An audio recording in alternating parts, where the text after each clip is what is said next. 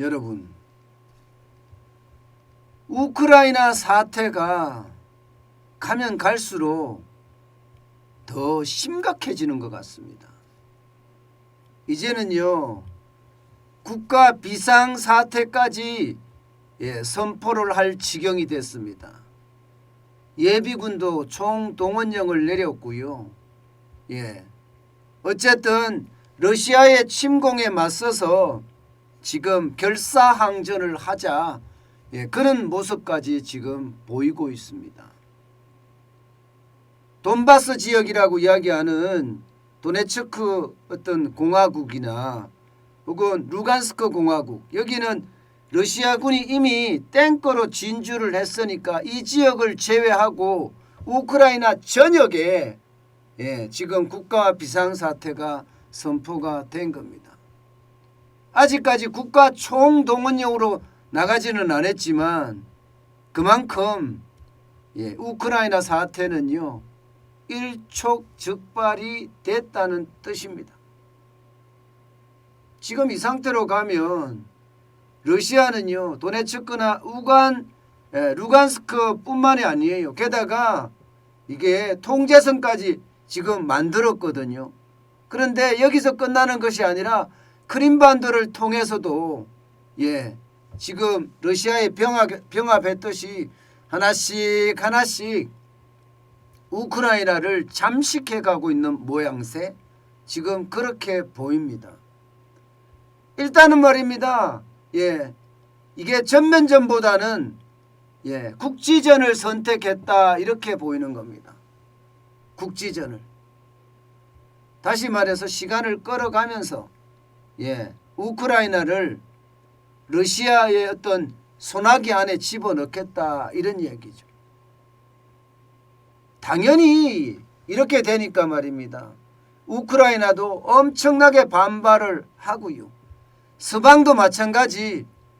도네츠크나 루간스크에 들어간 러시아 탱크나 러시아 군대는 이거 이미 이게 뭐 국제법 위반이다 이거예요. 그래서 제재가 들어갔습니다. 제재가. 서방의 제재가 엄청나게 시작이 됐어요. 일단 미국만 하더라도 러시아 은행 2곳에 전면 차단을 실시를 했고요. 독일은 노르드 스트림이라고 해서 천연가스가 오는 관입니다. 이게 노르드 스트림 1은 지금 작동이 되고 있는데 2 사업을 아예 중단했습니다. 그러면 러시아로부터 천연가스가 오는 사업 자체가 이미 중단이 됐다는 거고요. 지금 영국도 러시아 은행 5곳, 재벌 3명, 영국 내 자산을 동결했습니다. 유럽연합도 마찬가지입니다. EU 금융시장에 대한 접근을 이미 러시아가 제한이 됐고요. 자산은 동결하고 비자는 금지됐습니다. 여기에다가 일본도 조만간 러시아 제재에 대해서 동참을 한다는 그런 이야기도 나오고 있습니다. 물론 한국도 준비 중이라고 이야기는 하지만 미국이 적극적으로 한국을 끌어들이는 것 같지는 않습니다. 어쨌든 제재가 시작이 됐다는 거예요. 이렇게 되면 여러분, 세계 시장에 대한 충격, 저는 점점 커지고 있다고 생각을 합니다. 이게 한꺼번에 일시적으로 전면전이 일어나서 쇼크가 터지는 것이 아니라 국지전으로 야금야금 먹어가면서 경제에는 더 큰 파장을 지금 불러올 가능성이 굉장히 높아졌습니다. 지금까지는 여러분, 러시아가 우크라이나를 쉽게 말하면 이게 국지전으로 끌고 간다, 이렇게 지금 예상을 하고 있거든요. 전면적으로는 안 끌고 간다는 거예요. 지금의 어떤 예상을 보면 말입니다. 예를 들어서 이런 거죠. 키예프, 이 우크라이나의 수도입니다. 순식간에 점령해버리는 거죠. 그리고 또 시간을 벌고 그러면서 말입니다. 이게 드네프르시도 순식간에 점령해서 그냥 조용히 있고요. 이러면서 강의 어떤 이게 남부 쪽인가요? 남부 쪽. 남부 지역, 동부 지역 이걸 아예 점령을 하겠다는 거예요. 예.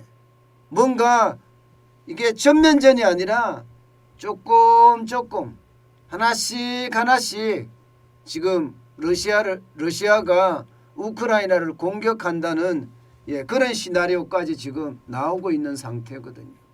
이렇게 되면 여러분 경제에 대한 충격은 당연히 커질 거예요.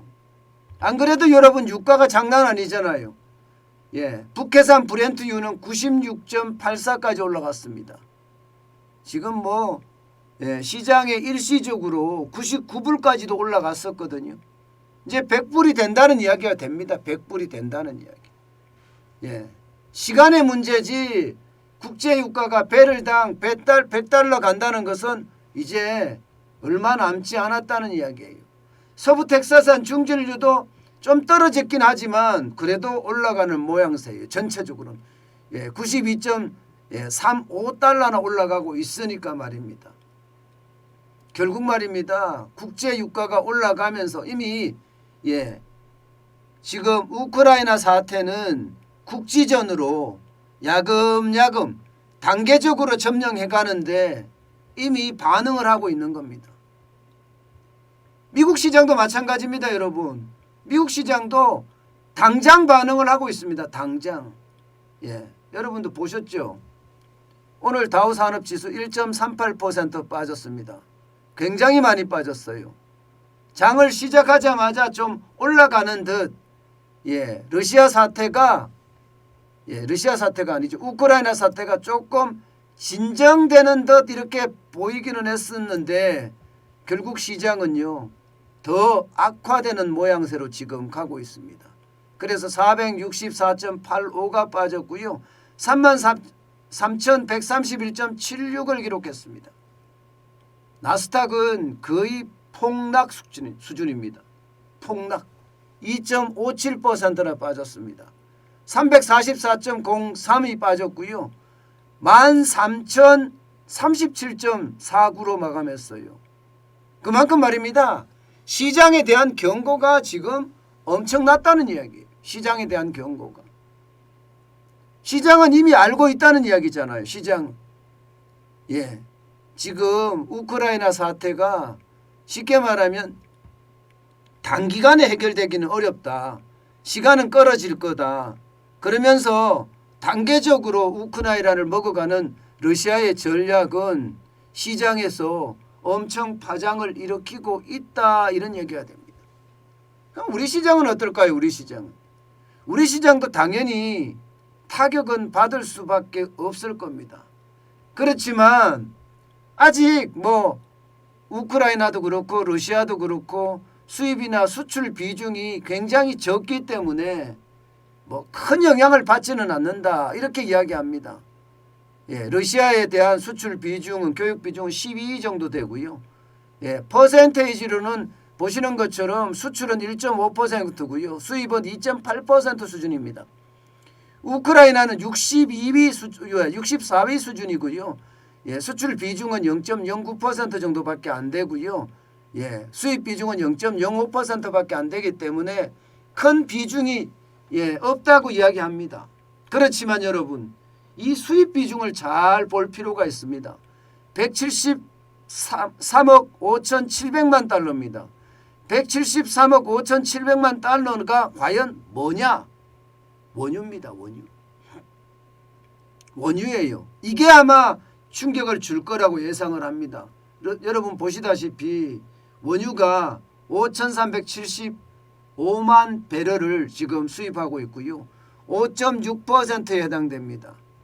물론 지금 수입하는 수입선 있잖아요. 미국에서 원유를 수입하고 두바이에서 수입하고 이란에서 못하나요? 이렇게 수입하는데 조금씩 더 늘리면 되겠죠.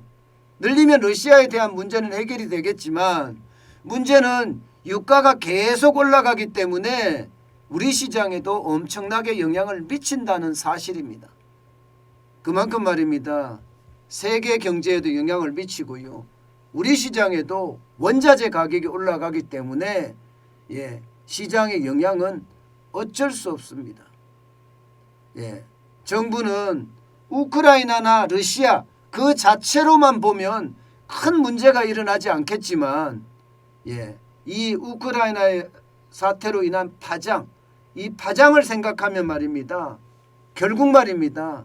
굉장히 심각해지는 그런 양산으로 펼쳐질 가능성이 큽니다. 전쟁이 일어나게 되면 서방과 미국이 다 관여를 하게 되고 우리도 서방의 편을 들을 수밖에 없거든요. 그러면 서방의 편을 들면 드는 만큼 우리도 러시아나 혹은 우크라이나 러시아나 뭐 이런 쪽으로부터 아무래도 타격을 받을 수밖에 없고요. 문제는 원자재 가격이 폭등한다는 사실이에요. 원자재 가격이 폭등했을 때 거기에 받는 우리 상처가 아마 굉장히 커지지는 않을까, 저는 그런 예측을 해봅니다.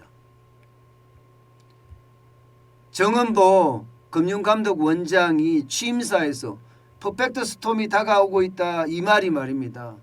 의외의 뜻밖의 그것도 대형 악재가 지금 우리에게 그야말로 물밀듯이 다가오고 있는 겁니다. 전 세계가 전쟁의 도가니로 빠지게 되면 우리의 수출에도 그만큼 타격을 입을 수 있기 때문입니다. 저는 그래서 안 그래도 어려운 대한민국 경제에 지금 그 어느 때보다 위기감이 커지고 있다, 고조되고 있다, 이렇게 저는 평가를 합니다.